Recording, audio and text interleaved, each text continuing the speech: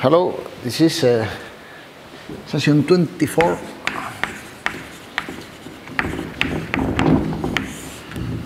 Where we're going to continue the short, let's say, study of elliptic functions.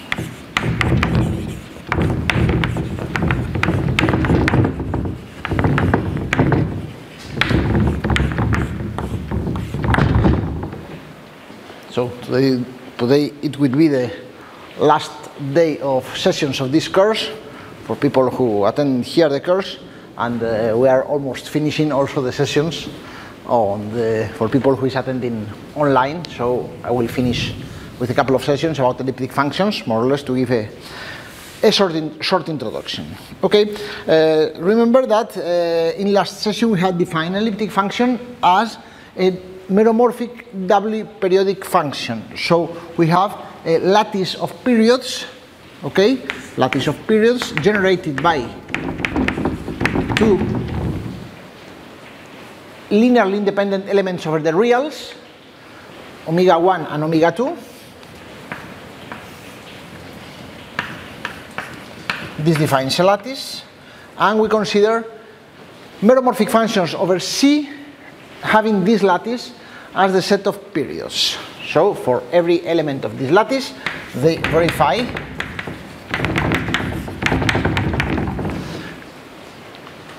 and we were trying to prove the main what are called Liouville's theorems.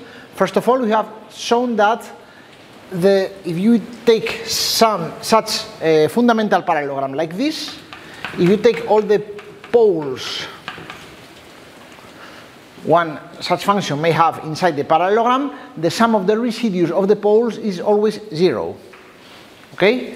And this means that we must at least have either two simple poles or one double pole. If we only had a simple pole, residue would not be 0, and it contradicts that result. We call the order of such an elliptic function the sum of the orders of the poles inside one such fundamental parallelogram. And the second Liouville's theorem showed that this order is exactly the number of times one such elliptic function takes every complex value. So every complex value is taken exactly m times, where m is the order of the elliptic function. So in fact, as we said yesterday, elliptic function can be seen as a function defined on a torus with values on the Riemann sphere. It is surjective, which is can be easily seen by standard results on complex analysis, that such a function must be surjective. And in fact, every point is taken the same number of times. Number of times that is called sometimes the degree of this application. This number of times every point is taken. Okay, the third Liouville result would be the following. The third theorem would be the following one. Consider such an elliptic function and consider in one such fundamental parallelogram, consider the zeros and the poles. Okay, alpha 1, alpha nu zeros, and beta 1, beta nu the poles. Then, if we take the sum of alpha I minus the sum of the beta I, it is not necessarily 0. This sum, this difference, but it is an element of the lattice. So this is an element of P. Perhaps it is 0, perhaps it's omega 1, omega 2, or another element in the lattice, this difference. Okay?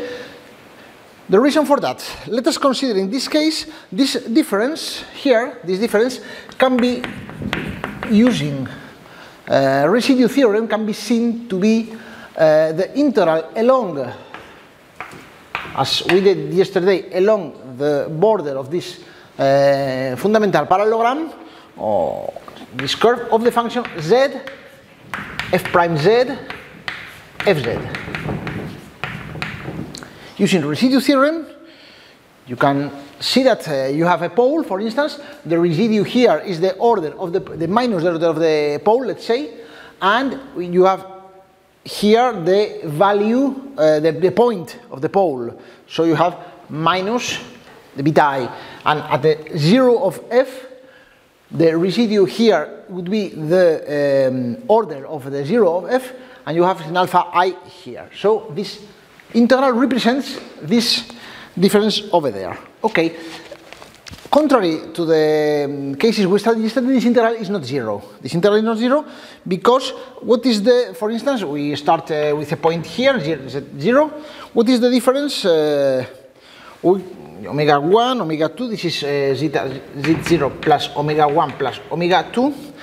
If we take, for instance, this integral here, and you compare with this integral here, you could see that 1 over 2 pi I times the integral on the segment that goes from z0 plus omega 1 to z0 plus omega 1 plus omega 2, this segment, I consider like with this notation of this function, making a change of variables, turns out to be 1 over 2 pi I. The integral here, okay, this is correct. Okay, you make the change of variables, zeta changed by zeta plus omega 1. Okay, so you have here z0 plus omega 2 times z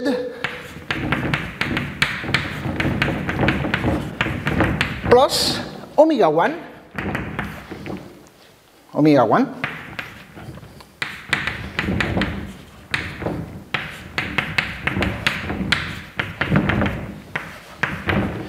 is different. So it is not exactly the same. So the difference between the integral on the, let's say, in the drawing, the right hand side and the left hand side of the parallelogram, this difference is given by this number here. Okay, the same with the difference on the other side, the horizontal side. So this difference is going to be omega 1 times this integral plus omega 2 times a similar integral. And these integrals here turns out to be integer numbers. Why? This integral is, there is a 1 over 2 pi I missing here. Okay, this integral here turns out to be an integer number. Why? If you take this integral can be written like this. You can parameterize, for instance, the segment as from 0 to 1 of if prime of z0 plus t omega 2, something like this, f of z0 plus t omega 2 times omega 2 dt t, this integral, and this is the integral 1 over 2 pi I, the integral over gamma 1 over z, where gamma represents the path f of, let's say, this gamma of t is this path.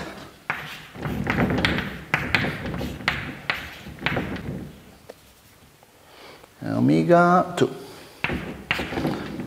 You take gamma of t, this path, and you have this integral, and this is a closed path. This is a closed path. Why? Because because f is periodic. So the value at 0 is the same as the value at 0 at z0 plus omega 2. This is a closed path. So this is the integral of a closed path, along a closed path of the function 1 over z. So this is the index of 0, this path with respect to 0. And the index, we already know that it is an integer number. So this number is an integer one. Okay, so finally the difference between the integral here and here plus the integral here and here, this difference turns out to be omega 1 times some integer number plus omega 2 times some integer number. So it's an element of our set of periods. Okay, this is a third result we have. Okay. So we know these are essentially these are the main constraints we have among the sets of zeros, poles, residues for elliptic functions. The sum of the residues must be 0 on a fundamental parallelogram. Every point is taken same number of times. This is the order of the elliptic function, and this difference between zeros and poles must be an element of the set of periods, of the lattice of periods. The main constraints an elliptic function may have. So we are going to construct an elliptic function. We are going to construct the simplest one. The simplest one would be an elliptic function of order 2, of course. So an elliptic function of order 2 may have either two simple poles or one double pole in each fundamental parallelogram. Let us consider the case where we have one double pole. One double pole, and let us place it at the origin, this double pole. So the development at the origin must begin by something like this. Well, we could change the 1 by another number, but modulo constant, of course, it could be something like this. As the sum of the residues must be 0, this function cannot have a term on 1 over z here. If we want this, it is an elliptic function. So this function must be this 1 over z squared plus a certain number, let's say a holomorphic function. Okay, if we take the development around the origin, we want this function to have poles on the points of our lattice, on the points of our lattice. So and the poles must be similar to this one. So the poles must be ordered to poles. So we need to have terms like this, a sum of terms like this. Imitating the proof of Mittag-Leffler's theorem, we try to construct a function having prescribed poles with prescribed principal parts. One solution would be to add something like this. When with this notation I denote the sum over all non-zero points of the lattice. Okay, I take the sum over non-zero, so the sum over all the points and omega 1 plus m omega 2, where m is different from 0, 0. Okay, they're not like this. So this would be an option. Unfortunately, this series fails to converge. So this is not a good option. And imitating the proof of Mittag-Leffler's theorem, we took the difference between this function and some terms. We remove some terms here. So we're going to take something like this.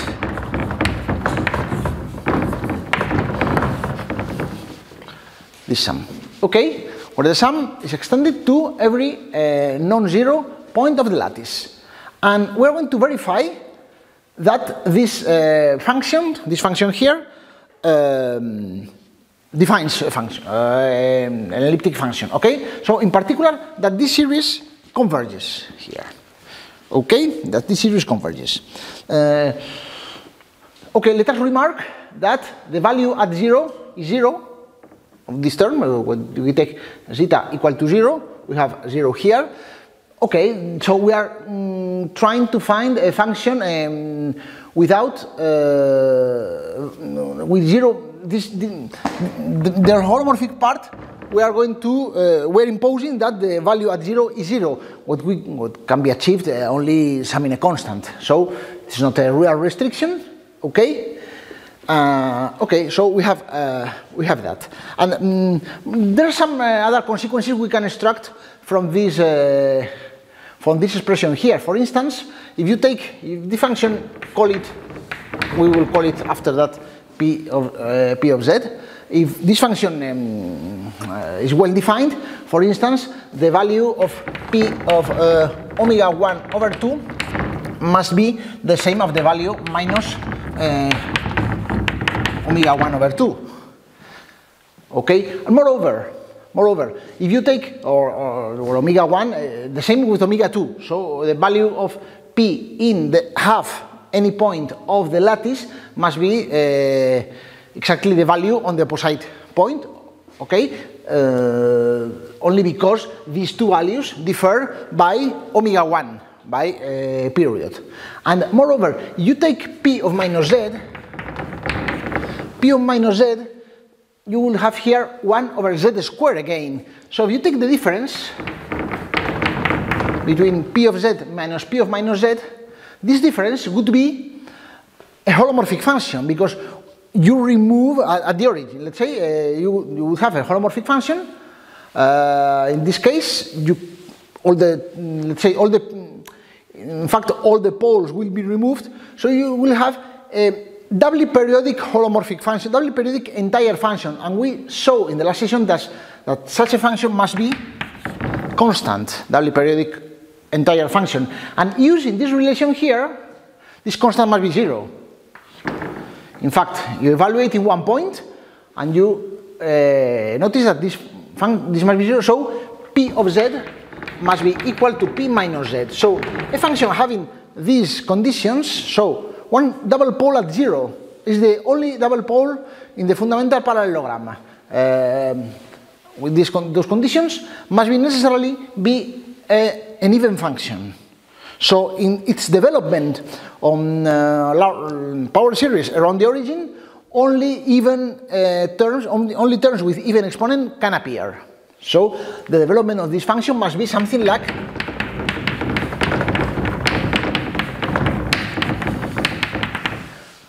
this. We remove the 0. But it remains to show the main point, that in fact this defines, of course, a function. So this series converges. In order to see that, remark that if we're going to show when a sum like this converges. Take any lattice like this, any set of periods, take the sum of 1 over omega alpha in absolute modulus extended to every non-zero point of the lattice, and we are going to see for which values of alpha this series converges. For that, notice that you have the lattice. I'm going to draw our lattice here.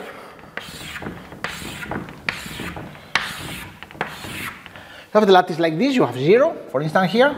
And I'm going to split the lattice in several, let's say, layers.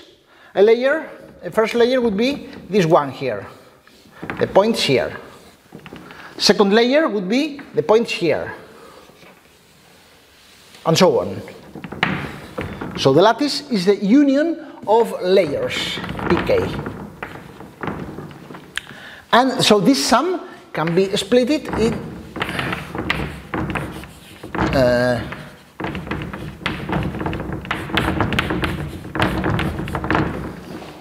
okay.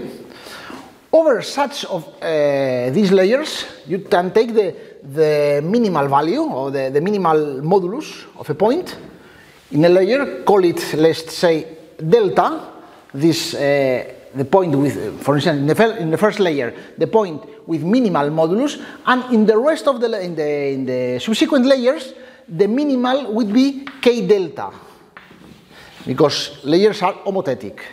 So it would be k delta. So this would be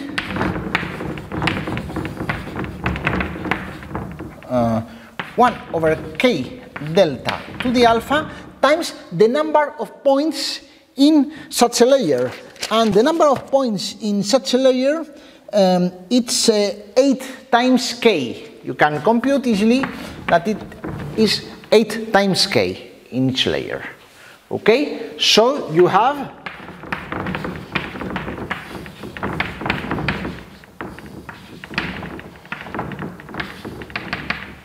this series, and this series converges when k is when alpha minus 1 is greater than 1, so alpha is greater than 2. The series converges. For instance, with alpha is equal to 3, this series converges. Okay? So let us return to our function, and let us see, using this result, that this series here converges. Remark that one of these terms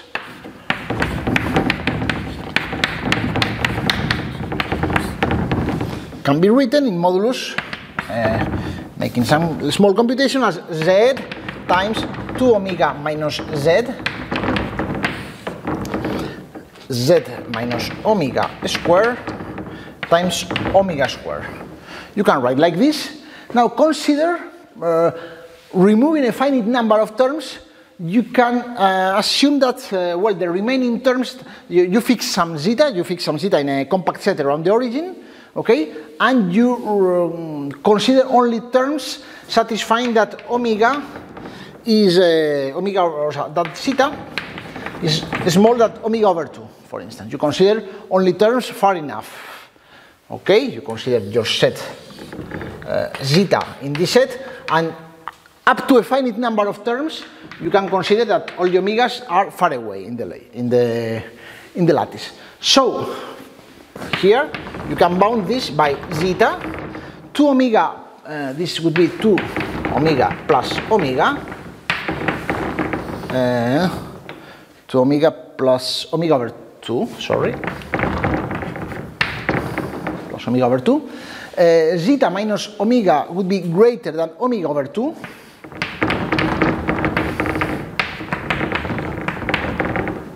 Okay, and this turns out to be, well, this is 5 over 2 omega. We have a 4 there, so you have 10 times zeta over omega square. Something like this. And this series converges, because we have a 3 here, that is, of course, greater than 2.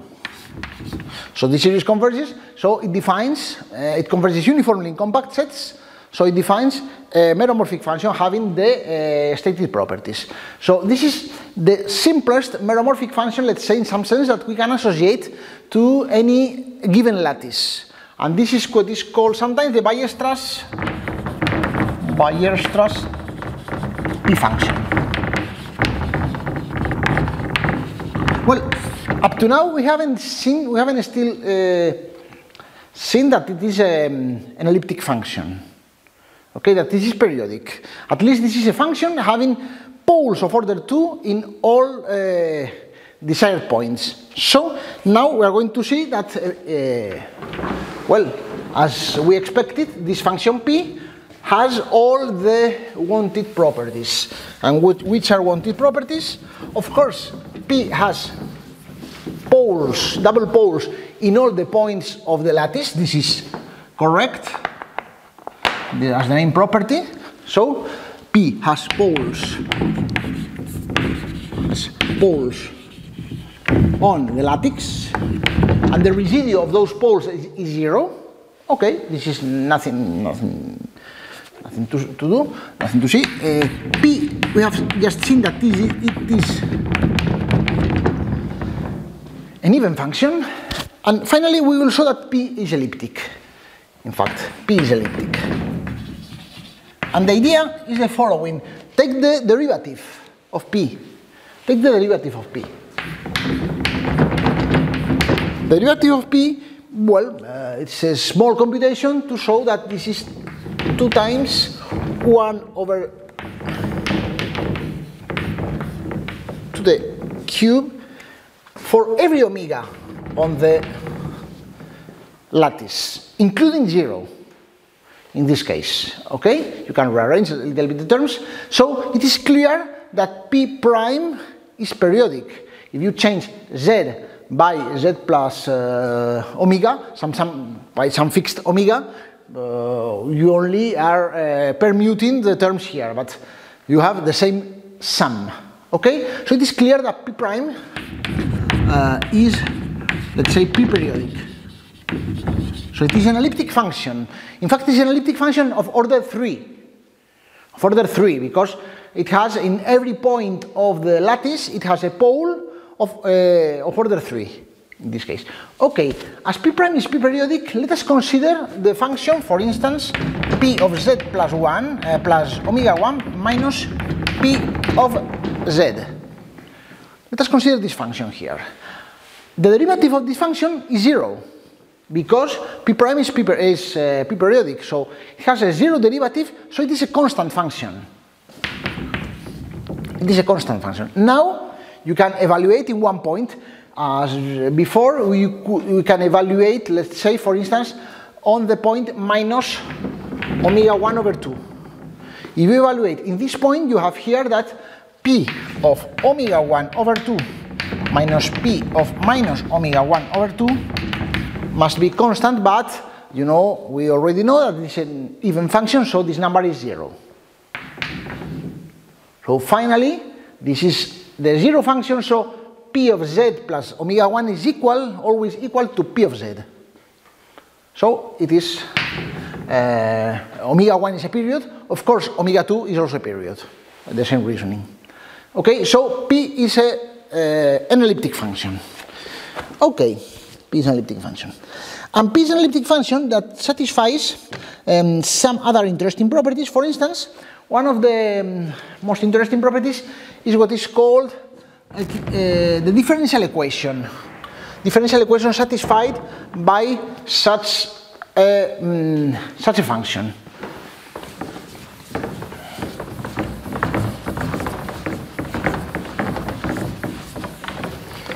So we have a function defined like this. We have a function defined like this.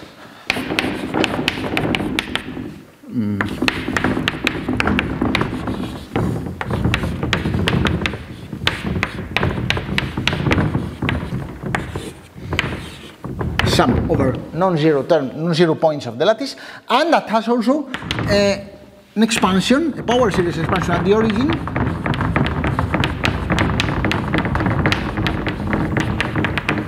like this. Okay, we're going to work a little bit on this expression. So for that,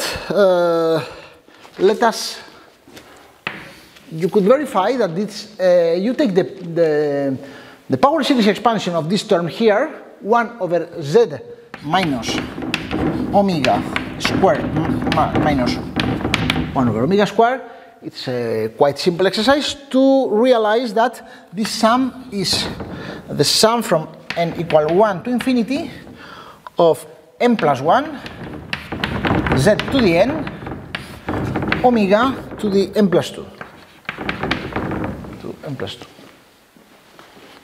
This is a quite simple computation about on power series. You can take the usual geometric series, you expand the term 1 over z minus omega, and you take either the square, or it's easier to take the derivative.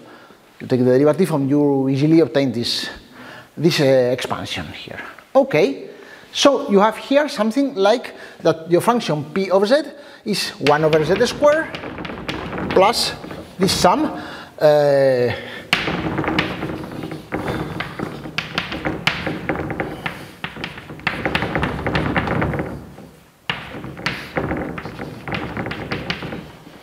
okay, so this can be written also, this term, as series, the sum from n equal 1 to infinity of zn, which multiplies to n plus 1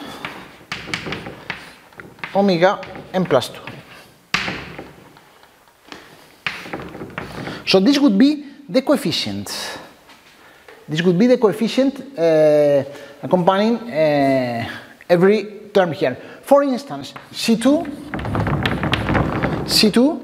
when n is equal to 2 would be 3 times the sum of 1 over omega 4, and C4 will be 5 times. I write these two terms because I will need it.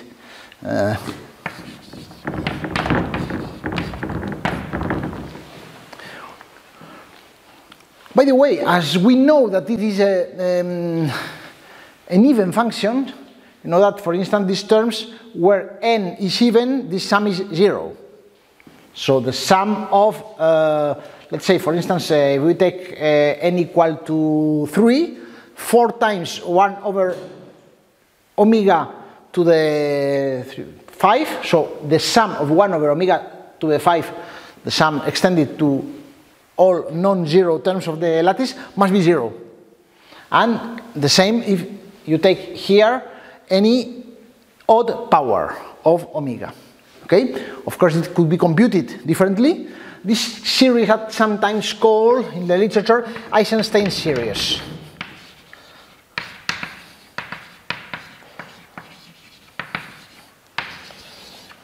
This series here. Okay?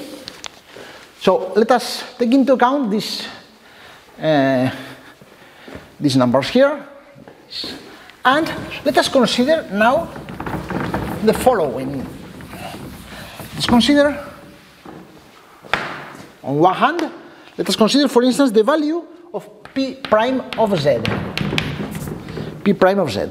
P prime of Z from the series here. Well, it is clear that it is minus 2 over Z squared plus 2C2Z, okay, plus 4C4 Z squared, Z cubed, Z3, etc. Z to the 3, etc. Okay. And if you compute this term, P prime Z minus 4 times P of Z to the 3 to the square, P prime of Z to the square minus 4 times P of Z to the 3. Why do I do this computation? I want to remove this term. If you take the square, here you have the term with lowest order exponent would be 4 times Z to the 6, and 4 times P of Z to the 3, it would be essentially the same, because we have here 1 over Z to the 6, 4 times. So we remove this term here. We remove this term, but we still have some other terms. You can make the computation, and you easily found, after a short computation, you usually find that this is minus 20 times C2, where C2 is the term here, 1 over Z squared, minus 28 C4, etc. Okay? You can compute this. Okay, so what can you do now? Assume you take now this, you call, for instance, G2 to this number. We are going to call G2 to the number 25 C2 and G3 to the number 28 C4. And you take P prime Z square minus PZ square, PZ3 plus G2 P of Z, okay, plus, let me see, there is something wrong here. This is it, sorry. Okay, plus G3. What will happen if you take this term? You are removing also this term here. When adding G2 times P of Z, G2 times P of Z will begin by G2 over Z squared minus G2 over Z squared, you remove. And G3 is this number, so you also remove this number here. So you have here that you, a holomorphic function, this would be holomorphic. You have removed an entire function, in fact. You have removed the poles, okay? And you have also removed the value at 0. So you have a doubly periodic entire function, so it is a constant function having 0 value at 0.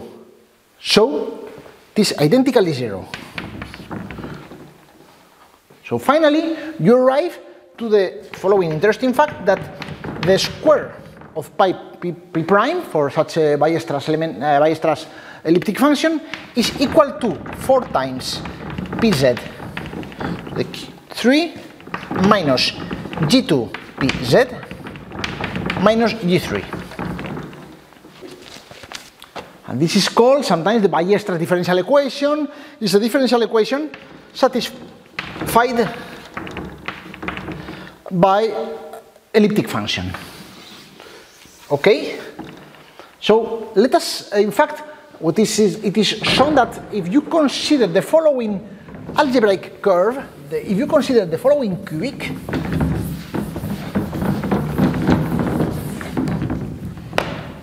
if you consider the cubic y squared equal to 4x3 minus g2x minus g3, this Weierstrass function parameterizes, can be useful to parameterize this curve. This curve can be parameterized by x equal to p, y equal to p prime. This is a parameterization of this curve, in fact, of this cubic curve. We shall speak a little bit more on this cubic curve in some moments, okay? So let us have a look to this curve here. Well, this is a polynomial. We have here a polynomial. Polynomial of degree 3 that has, of course, 3 roots. And, okay, we want to see if these 3 roots are, let's say, different, or some of them are equal. Why? Well, this curve would be non-singular. We have no singular points if and only if this polynomial has different roots. Singular points, now and in the sequel, and the rest of the, I will say some things, I will make some comments related with algebraic geometry. So, well, it's not necessary to know anything of algebraic geometry, but it could be more easily understood, everything, if you have some background on basic algebraic geometry. For instance, I mean on plane algebraic curves. If you don't have this background, I recommend you to go to some good books on plane algebraic curves. In this case, in the case you are interested, I can recommend, for instance, the book of Briscorn and Norrer. This is a very good book on plane algebraic curves. It's a lot of subjects and many things. Of course, there are many books on this subject. For those people who can learn Portuguese, for instance, I could recommend also a book of Israel Weissencher, published in the Instituto de Matemática Pura y Aplicada, Brazil, or in Brazil, but unfortunately, it's in Portuguese. So it would be recommended for people who could read Portuguese. It can be downloaded some way in his web page, I think, something like this. Okay.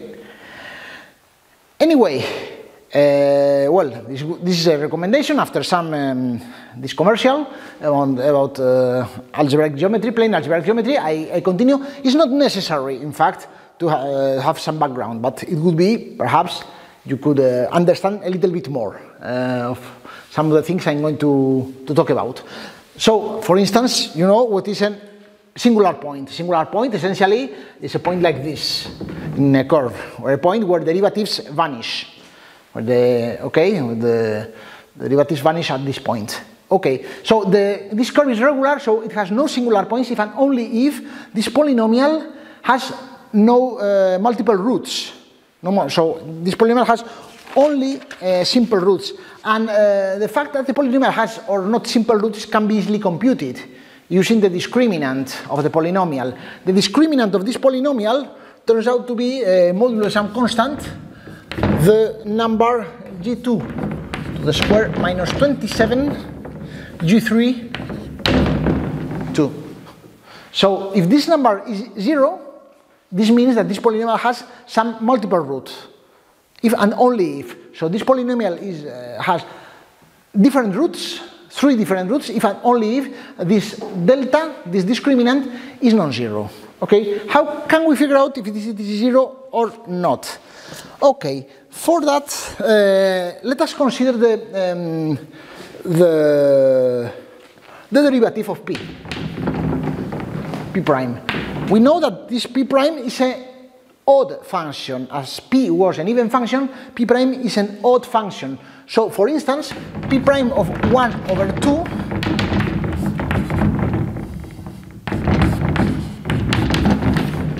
is minus p prime of minus 1 over 2, okay? And as it is, let's say, if it is periodic, this number is going to be the same at.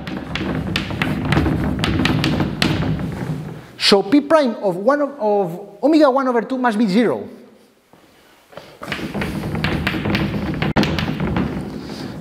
P prime of omega 2 over 2, for the same reasons, must be 0. And p prime of omega 1 plus omega 2 over 2 must be 0, for the same reasons. Okay, p prime is, let's say, an elliptic function of order 3. We have found in a fundamental parallelogram 3 points where the function takes the value 0. So these are the unique. These are the only points, the only zeros of p prime in a fundamental parallelogram. It has no more than these points. Okay, now consider the values. Take E1, the value of p, of the function p at omega 1 over 2. E2, the value.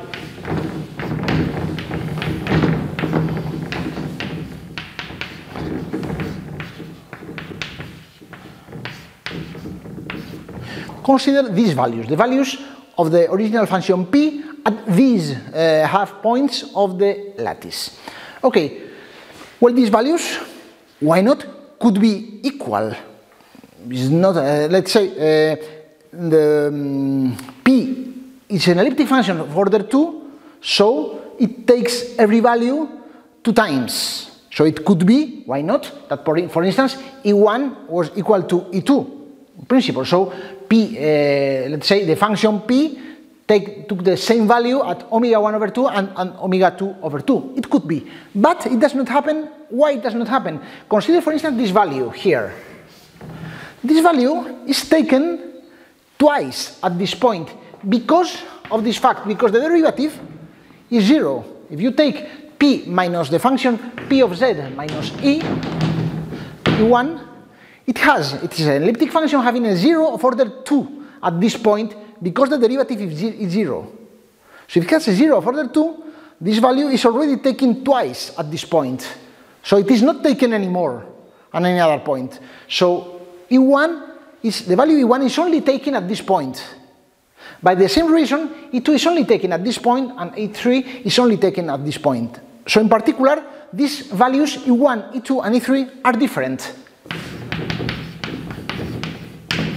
Are different values.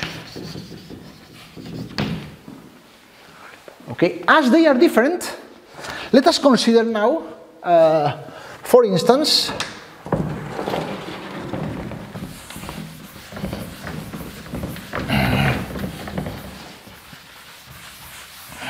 let us consider, so let's say, consider the differential equation satisfied by the Weierstrass elementary function, and using this polynomial you could write, for instance, if this polynomial you split in 4 times x minus a1, x minus a2, x minus a3, where a1, a2, a3 are the roots that maybe are equal, okay? But you have here that p prime z to the square is equal to 4 pz minus a1, pz minus a2, pz minus a3. You could have something like this. Now, if you take z, for instance, the value omega 1 over 2, you have 0 here, and here you have, E1 plus minus A1, E2 minus A2, E3 minus A3. So E1 must be one of the roots of the polynomial because you have some 0 here. So E1 must be one of the roots. E2 must be another one of the roots, and E3 must be another one of the roots. So in fact, these roots A1, A2, A3 are these numbers E1, E2, E3.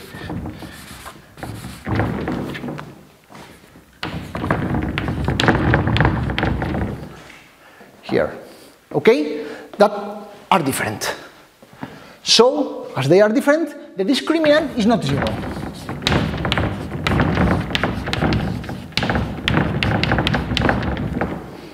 So we have these two numbers, G2 and G3, such that satisfy this condition. Okay, and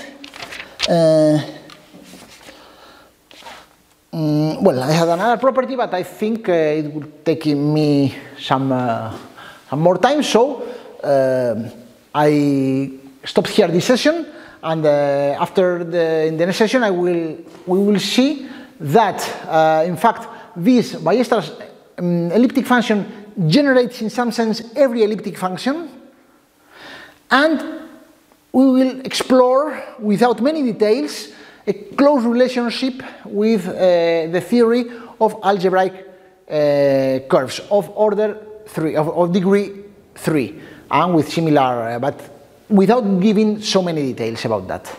Okay, but for the moment I stop here. Thank you.